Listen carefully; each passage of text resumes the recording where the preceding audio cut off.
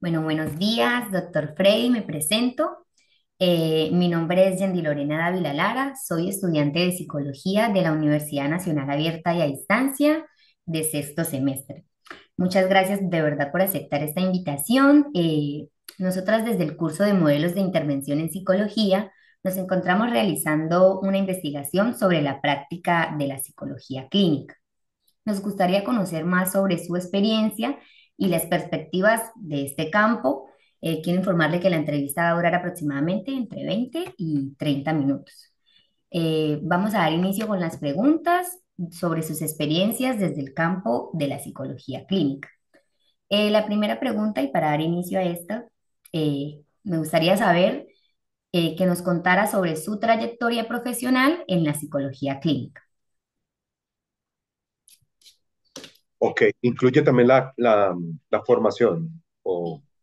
Sí. Ok, bueno, yo soy psicólogo egresado de la Universidad de Ibagué en el 2024, del 2004, o sea, hace 20 años. Después hice una maestría en psicología en la Universidad del Norte en Barranquilla. Después hice la especialización en psicología clínica en la Universidad Católica de Colombia en Bogotá. Y después hice el doctorado en psicología en la Universidad del Norte. Tengo una formación en certificación internacional en TREC, que es la terapia racional emotivo-conductual.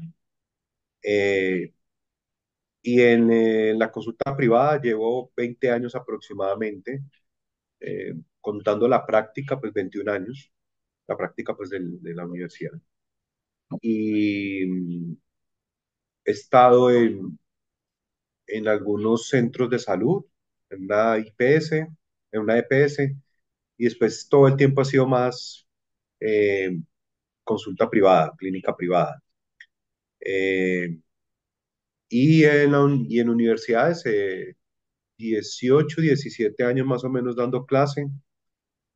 Di clase en Ibagué, di clase y después me vine para Medellín y desde ahí he estado en la UPB, en la Pontificia Bolivariana, en la Luis Amigó y actualmente estoy en la pública que se llama la Institución Universitaria de Envigado, que es una de las públicas del área metropolitana de Medellín y es la única pues del municipio de Envigado. Eh, y el consultorio privado y un proyecto con otra compañera que es por racionalista. Ella es mi socia y tenemos un proyecto que se llama Elemental. Y también estoy en otro proyecto muy, muy nuevo, ese sí llevo apenas 6 meses, que se llama Satia. Ese sí estoy con unas personas de Bogotá sobre psicoterapia integral. Ok. Eso es como el resumen. Ok, genial. Sí, sí sabía de que era docente porque justo una estudiante suya, que fue estudiante suya, que es una amiga, fue la persona que me pasó como su contacto y la referencia de que podía realizarle la entrevista. Ah, súper. ¿Quién fue? Genial.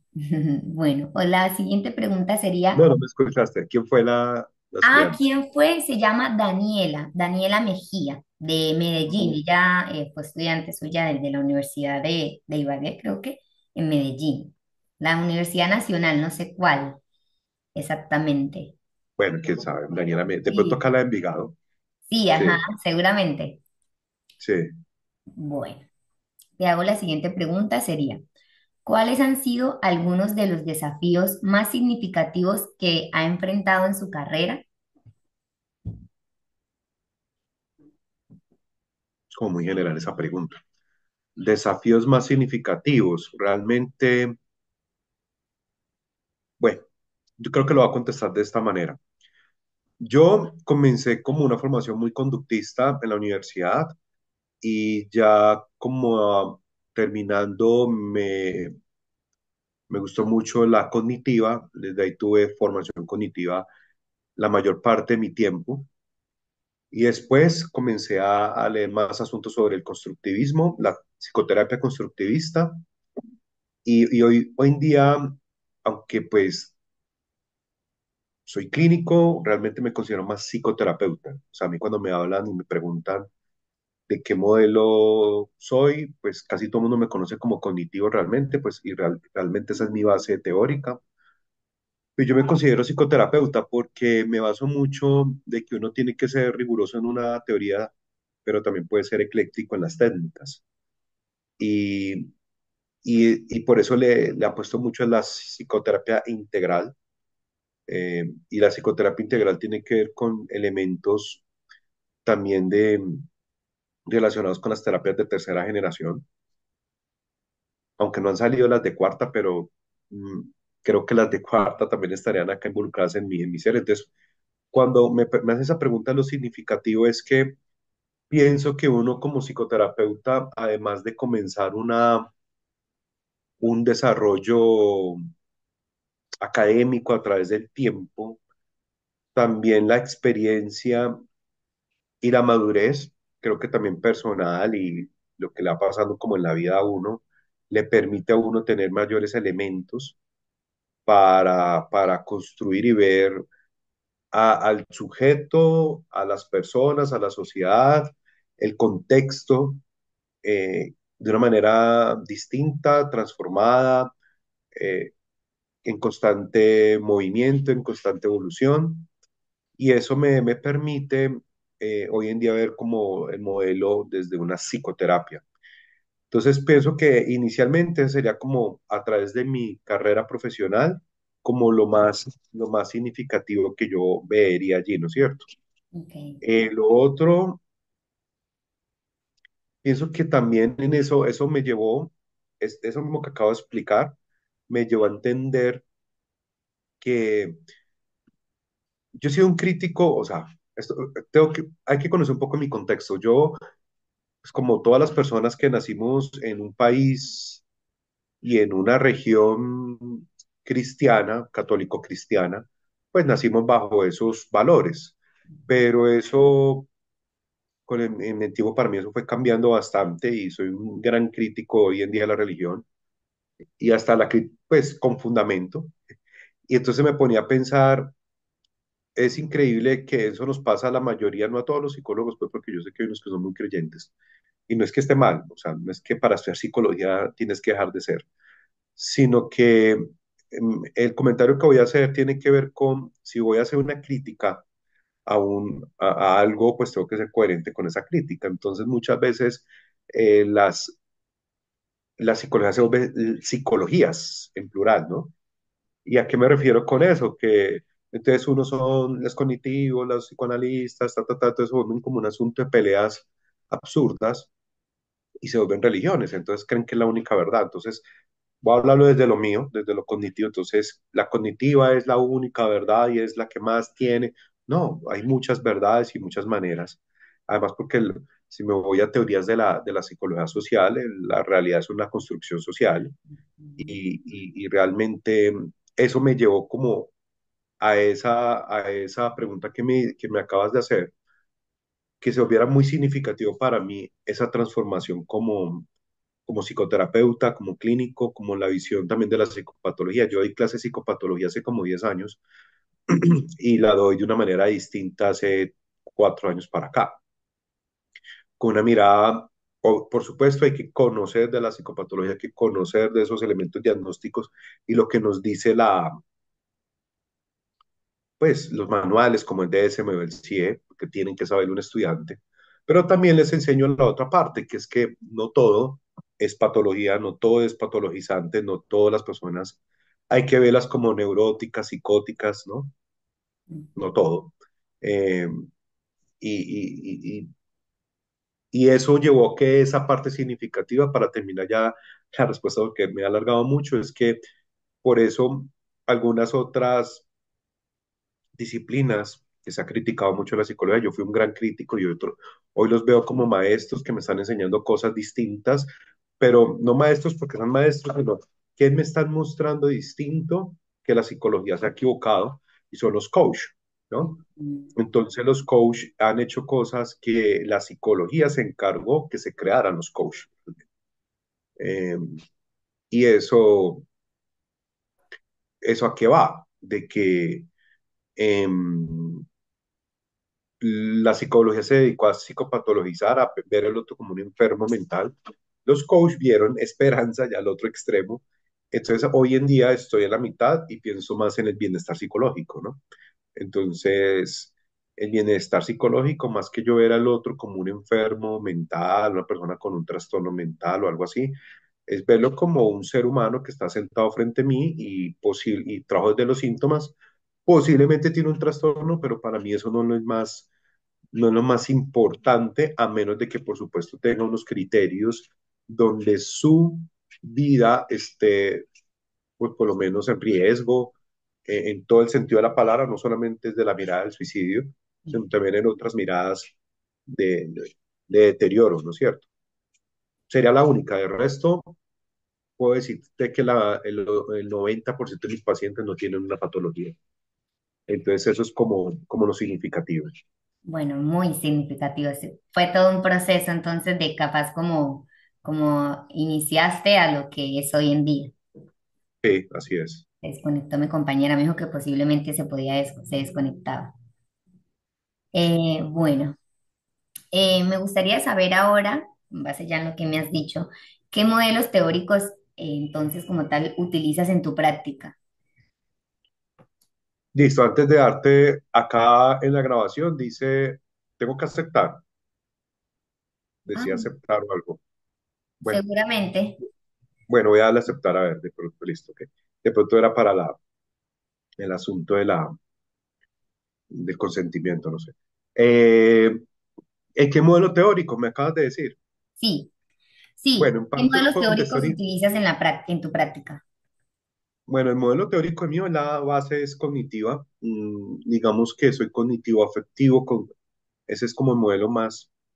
Y algo de cognitivo, hoy en día estoy como en algo de cognitivo existencial y también estoy con más la terapia constructivista, ¿no es cierto? Pero la base mía es cognitiva. Yo trabajo mucho desde el modelo de Ellis eh, y mucho desde la filosofía epicurea, ¿no? Y, y bueno, esa es como mi base, ¿no es cierto? Ese es el modelo que trabajo yo. Y como lo decía hace un momento, más que pensar en un modelo, me considero ya un psicoterapeuta. Ok, perfecto. Qué lindo. Bueno, ¿y podría describirnos algunas de las técnicas o estrategias que emplea con sus pacientes con base en esa Bueno, práctica, en ese modelo? realmente desde ahí para mí lo más importante es algo que en los estudios ha mostrado y es que la alianza terapéutica o la adherencia terapéutica es muy importante en un proceso psicoterapéutico y lo que dicen los estudios es que casi el 50% de la efectividad de un proceso terapéutico depende de esa alianza. Realmente eso para mí es lo inicial, ¿no? Que haya una muy buena alianza terapéutica. Lo Ok. segundo, eh, yo trabajo precisamente desde Elis, pero aunque Elis lo menciona mucho, no quiere decir que sea exclusivo de Elis, también los humanistas, los existencialistas, sobre todo la psicoterapia existencialista lo maneja mucho también, y es el estilo socrático. Para mí el estilo socrático no solamente de mi formación, sino también desde lo que creo en ello, creo que es para mí lo más importante en un proceso terapéutico, ¿no es cierto? Eh, lo otro que también me parece importante, bueno, ya depende de algunos asuntos. A veces puedo ser muy directivo, dependiendo del caso, dependiendo de la persona también, porque hay personas que funcionan más siendo uno directivo, ¿no? Hay personas que no, hay personas que más desde la reflexión, desde la pregunta, porque es que uno más que irse en psicoterapia, y lo mismo me pasa en las clases, que que como que yo tenga que recibir toda la información, es que también me vaya con preguntas, ¿no es cierto? Más que irme con respuestas. Las respuestas se van construyendo a partir de eso. Entonces, ahí le voy mostrando cómo cognitivamente vamos procesando información que precisamente desde niños, desde niñas, vamos teniendo a través de las preguntas que vamos encontrando en el mismo proceso terapéutico. Y a partir de ahí, por ejemplo, bueno, uno de los modelos que me trabaja mucho me gusta mucho la cognitiva es el de los esquemas maladaptativos tempranos, entonces me gusta mucho entender al otro cómo se construyeron esos esquemas maladaptativos para que tú pienses tu vida de esa manera, para que pienses porque yo soy una persona insegura, porque soy una persona muy egocéntrica o porque soy una persona muy dependiente emocionalmente, porque soy una persona que tengo muy baja tolerancia a la frustración, siempre estoy pensando en el fracaso, bueno, whatever, cualquier cosa de esas es lo que hace que esos esquemas me lleven a entender hoy en día por qué procesa esa información, cómo ve la vida, cómo ve la existencia, ¿no es cierto? Cómo percibe la existencia y a partir de ahí, desde ese estilo socrático es que yo me muevo mucho en la intervención. Ok, muy interesante, muy interesante. Ok, bueno, vámonos ya un poco más a las acciones psicosociales. La pregunta sería, ¿qué acciones psicosociales considera más importante en su trabajo diario? Acciones psicosociales. Bueno, esto es una pregunta bien chévere porque la clínica, infortunadamente, viene del modelo médico. Y yo he sido un crítico persistente en los últimos años del modelo médico con relación a la psicología, claro. El modelo médico sirve para el modelo médico, o sea, es exitoso para los médicos, pero los psicólogos nos obligaron a meternos ahí cuando realmente la psicología es una ciencia social, humana, más que una ciencia de la salud. Apoyamos y aportamos a la salud, pero más que ser una ciencia base de la salud, no lo somos. Eh, y antes de contestar la pregunta, quiero hacer el contexto de todo eso. Una cosa tan sencilla y tan simbólica, por ejemplo, la bata. O sea, yo estoy en contra de que un psicólogo use una bata, por ejemplo. Bueno, digamos que las pijamas, las famosas pijamas hoy en día que se llaman el traje antifluido que utilizan también los médicos, eh, hasta las manicuristas también lo utilizan. O sea, ¿por qué? Porque manejan un asunto de asepsia. O sea, la manicurista lo maneja porque maneja asepsia, o sea, estoy manipulando el cuerpo del otro. El médico está manipulando el cuerpo del otro. Nosotros no, los psicólogos no. Entonces, a veces como para, no sé si me permiten utilizar esta palabra, chicanear, Ujú, esa, que hay, que es que yo hago parte del área de salud. No, o sea, usted no manipula realmente al otro desde ese sentido. O sea, además, eso se ha demostrado que pierde mucho la adherencia con el otro. ¿Por qué? Porque si yo voy a consulta y una persona con una bata, pues está hablando de consulta psicológica, claro. claro, El médico es distinto, porque el médico está para eso. Eh, a diferencia de que si yo voy donde un psicólogo donde se viste con su ropa normal del día a día, pues yo cómo me voy a sentir más tranquilo, pues con el segundo, porque claro, veo que está vestido como es, mientras que la otra persona me va a mirar como un asunto patológico, claro. ¿ves? Entonces, este contexto inicial de la pregunta, de la pregunta que me haces para llegar a eso, es que los seres humanos somos seres biopsicosociales, o hasta me atrevo a decir biopsicosocioespirituales, ¿no? Y eso me lleva a entender otras cosas importantes de la psicología, como por ejemplo, em, como por ejemplo, que los seres humanos no lo podemos, o el sujeto que está sentado no lo puedo ver como un sujeto em, que solamente es un asunto individual. ¿Me entiendes? Ujú, ¿Me permites un segundo? Entonces, en ese orden de ideas, como somos también seres sociales, además humanamente somos diseñados como seres sociales por naturaleza. Yo siempre coloco este ejemplo en clases, coloco este ejemplo en conferencias, hasta en las terapias, y es con los gatos. Yo tengo gatos y yo les digo, los gatos son seres que no son, eh, son seres que no son sociales, no ujú, son gregarios. De todo el reino de los felinos, el único que es gregario son los leones. Y los leones, pues mire que tú los ves se van en manadas y en familia.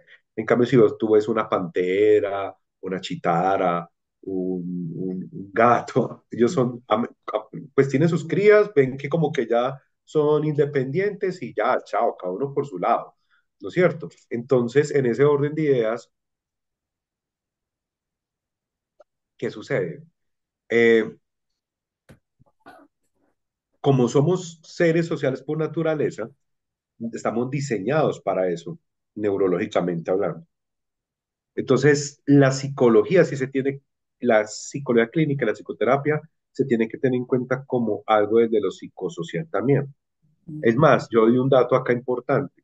Cuando hice el doctorado, siempre busqué un PsyD. Un PsyD es el homólogo de un PhD, que es un doctorado igual, pero un PsyD que es una formación, un doctorado, formación en psicología clínica.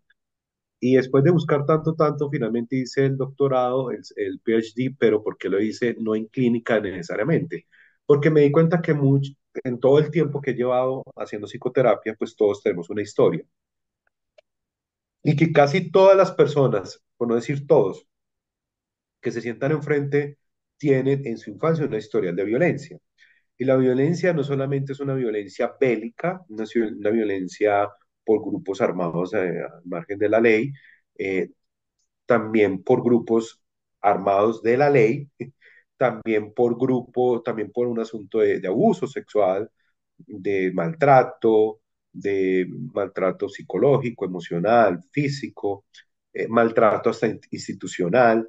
Es decir, han habido unas prácticas de crianza validadas y legitimadas, y eso para entender por qué eres dependiente, por qué eres narcisista, por qué te sientes fracasado, porque eres una persona evitativa, pues viene allá, Claro. viene de ese asunto. Entonces, viene de un contexto social. Entonces, desde ahí te lo estoy respondiendo como una persona que tiene un consultorio, que está atendiendo a alguien que siente y piensa y que está entendiendo el contexto psicosocial del otro. Pero ya intervenciones psicosociales, pues los clínicos muchas veces también deberían de salir y hacer apoyo psicosocial clínico, socioclínico, no sé, en las comunidades, Comunal. Ujú. un tema tan simple como hacer prevención, por ejemplo, Ujú. ¿no? Ofrecer estrategias de prevención ayuda muchísimo también a dar elementos importantes en esa sociedad, llámese en una institución educativa, un colegio, llámese en una comunidad, llámese en una junta de acción comunal, no sé, whatever, todo, Ujú. cualquier tipo de grupo social que te convoque más. Las mismas empresas, Ujú. puede que tú no quieras ser organizacional, pero puede que te contraten para dar un asunto de prevención de algo, por ejemplo, en esa empresa, ¿no es cierto? Y eso también es importante. Ok, bueno, excelente, sí, tienes toda la razón. Bueno, vamos ahora con esta pregunta. Dice, ¿cómo se da el trabajo interdisciplinar y transdisciplinar en su práctica?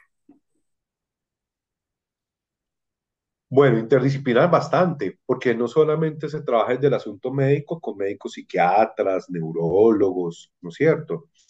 También hay otras áreas de la salud que son muy importantes, como por ejemplo nutricionistas, deportólogos, eh, es más, otras disciplinas que quizás no son catalogadas profesionalmente, pero que hacen unos aportes importantes. Por ejemplo, personas que trabajen, que son expertos o certificados en yoga, ¿no es cierto? O que manejan alimentación ayurveda, por ejemplo, que uno sabe que la alimentación hoy en día hay que prestarle mucha atención pues, por asuntos de alteración en la microbiota, en el intestino y todo esto que genera a nivel de conexión cerebral, ¿no? Eh, bueno, eh, eso desde ahí, ¿no? Mm, no sé si respondí la pregunta, me faltó. Sí, eso sería desde inter y transdisciplinar, ¿sí? Y los ejemplos que me mencionaste. Bueno, entonces, transdisciplinar, por ejemplo, bueno, aunque yo mencioné algunos allí con los temas de otras disciplinas, ¿no es cierto? Que no Claro, sí. son, Ujú. sí, ahí Sí, están. ahí está. Eh, pero, mire, por ejemplo, hay personas que yo le he recomendado a profesores de yoga, porque sé que hay pacientes que les sirve, a otros no les va a funcionar mucho. O personas, por ejemplo, yo tengo un egresado que trabaja mucho el asunto de caminatas ecológicas y hace un trabajo muy bacano desde la psicología ahí, y Mm. senderismo, y eso hoy en día tiene unos efectos bien interesantes. Mm, se me escapa algo así? Ahorita no. Pero eso es como lo que se me viene ahorita a la cabeza. Hay la meditación, por ejemplo, hacer cursos de meditación Ujú. pues, con lugares que sean adecuados para ello, Ah, porque pues, sí, también hay mucha claro. cosa por ahí rara, Sí, etcétera. ok. Exacto. Y hay otras cosas, ¿no? Hay otras cosas que yo pienso que la psicología tiene sí o sí que evolucionar. En Canadá ya están en eso. Por ejemplo, el manejo de la psilocibina, ¿no? Mm, Pues acá nosotros no podemos hacer eso porque legalmente no lo podemos hacer, pero hay médicos alternativos que lo hacen y uno puede remitir a esos médicos porque tienen la experticia para eso, por ejemplo. claro. Ok, sí. Bueno, genial. Sabes que, bueno, me quedan todavía más o menos sobre dos preguntas, pero se me está acabando el tiempo de que me da Zoom. No sé si la cortamos y te vuelvo a enviar el enlace, ¿puede ser? Sí, pues si quieres me da, ¿cuánto falta? 6 minutos. Miremos a ver si te las puedo O responder. bueno, dale, está bien, sí. Bueno, vamos ya con la parte de los principios éticos. Me gustaría saber cuáles son los principios éticos que considera fundamentales en su práctica y cómo maneja situaciones éticas complejas. Ok. Bueno, pienso que la ética en la profesión se maneja de dos maneras, la deontología y la ética como tal. La deontología que tiene que ver con toda la ética profesional dentro de una ley que nos enmarca, que es la ley 1090 del psicólogo del 2006, y a partir de ahí pues están una serie de elementos que es un checklist que debemos de cumplir, ¿cierto? Ujú. Desde el manejo de las historias clínicas, bueno, una serie de cosas ahí. Pero la otra que me parece que es más importante, y la resumo yo en algo, y es, la ética se resume en el cuidado de sí y en el cuidado del otro, simple. Es decir, que siempre pensemos en algo, yo tengo una relación asimétrica con el otro, donde tú estás acá y el otro está acá, pero ¿por qué el otro está acá? No es porque yo lo ponga ahí, es porque es una relación asimétrica, lo mismo que la relación con los padres, ¿no? La relación con un jefe. Pero una relación de pareja es simétrica, que es distinto. O relación con hermanos es simétrica, o relaciones con mis compañeros de trabajo o de estudio son simétricas. En cambio, la de la psicoterapia es asimétrica. Entonces, en esa relación, tengo que tener en cuenta que tengo que tener un cuidado con el otro y también un cuidado conmigo mismo. A partir de eso, pues, situaciones éticas así, pues, la única compleja que tuve fue en la práctica. Una vez una consultante que, te lo digo, eso es hasta charro, porque eso suena muy charro, hasta lo cuento a veces en clase, se me lanzó ahí en la consulta y todo, y quería tener, ya sabes qué. Claro, Entonces, eso fue obviamente una cosa ahí bien, bien, bien charra, pero pues uno era un pelado, 23 años, asustado de qué pasó acá, pues afortunadamente se pudo manejar la situación. Esto es lo más complejo que yo he tenido, pues de resto, ok, eh, cuando tú haces bien las cosas, trabajas bien en eso que sabes manejar y sabes dar como mensaje y sabes poner límites. Eh, pues digo, la ética tiene que ver con un asunto de sentido común. No, no puedo dañar a la otra persona, no puedo dañarme a mí mismo. Yo claro, siempre le digo a los psicólogos hombres, hay muchas mujeres en la vida porque te tenés que meter con la paciente, pues no. Y no claro, es que de eso pueda pasar, o sea, el amor, pues uno no manda en el amor y se pueden manejar asuntos, se puede hacer remisiones, eso se puede hacer, pero igual ya tienes una desventaja grande en la relación porque estoy manejando una información con la otra persona que tengo yo de ventaja y no, pues claro, para qué, ¿no es cierto? No, no, entonces, es ahí cuando pasa eso que yo siempre le digo muy ética, a lo que hemos de trabajar es haga su propio proceso personal, trabaja en usted qué es lo que hace que lo lleve a eso. claro, ok. Sí, bueno, eso tiene mucho sentido. Y Ujú. bueno, ya para finalizar, me gustaría que por favor nos dé o sea, algunas recomendaciones que nos pueda ofrecer a estudiantes y futuros profesionales y qué consejo le hubiese gustado recibir al inicio de su carrera. Bueno, La recomendación que le doy a todos y a todas es la siguiente, dice algo muy simple. El Ward Council Psychotherapy dice, para ser un buen psicoterapeuta, un buen clínico, hay que cumplir tres cosas. La primera, formación académica, que es la que están haciendo ustedes, y ojalá continuar en esa formación académica. La segunda es la supervisión constante de esa formación académica en clínica, es decir, que tenga reunión con colegas, estén en staff clínicos, etcétera. Y la tercera, dice la Organización Internacional, que no es la obligatoria, pero es más la más importante y es hacer nuestro propio proceso personal. Es decir, estar en nuestra terapia, porque pues como hay, los psicoanalistas tienen una frase muy importante, dice, ese síntoma no pasó por el diván. ¿Por qué? Porque si tú nunca estuviste allá en un diván o en un sofá o en lo que sea, ¿no es cierto?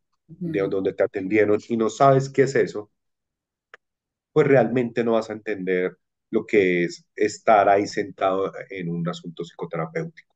Claro. Y pues pienso que siempre los acompañe con lo de la pregunta anterior, la ética, o sea, hagan las cosas bien hechas, o sea, hagan lo mínimo bien hecho, o sea, no tienen que pensar tanto para hacer algo tan bien hecho como no hacerle daño a otra persona ni a mí mismo, ¿no es cierto? Hagan las cosas bien hechas, estudien, manténganse actualizados. Infortunadamente, muchos estudiantes mantienen desactualizados, manténganse muy actualizados y ya, ¿no es cierto? Eh, y que lo que les decía hace un momento, ustedes no son médicos, o sea, somos psicólogos, somos del área de las ciencias sociales y de las humanidades. Por eso lo que te decía que voy en contra de la bata y todo esto, ¿no? Ujú. Sean auténticos, eso sí les pido, sean auténticos, sean ustedes mismos y ustedes mismas. Yo sé que ya se va a cerrar porque queda un minuto, no sé si acá está bien y Acá abrimos está otro bien. link para la despedida. Dale, listo. Bueno, de verdad, muchas gracias por su tiempo y por compartir este espacio que de verdad ha sido muy significativo para nosotros. No, a ustedes muchas gracias y espero que toda esta información sea útil para todas y todos y que siempre los acompañe la ética y sean ustedes mismos, ustedes mismos. Si Muchísimas quieres, gracias. ahorita mandas otro link y nos despedimos. Dale.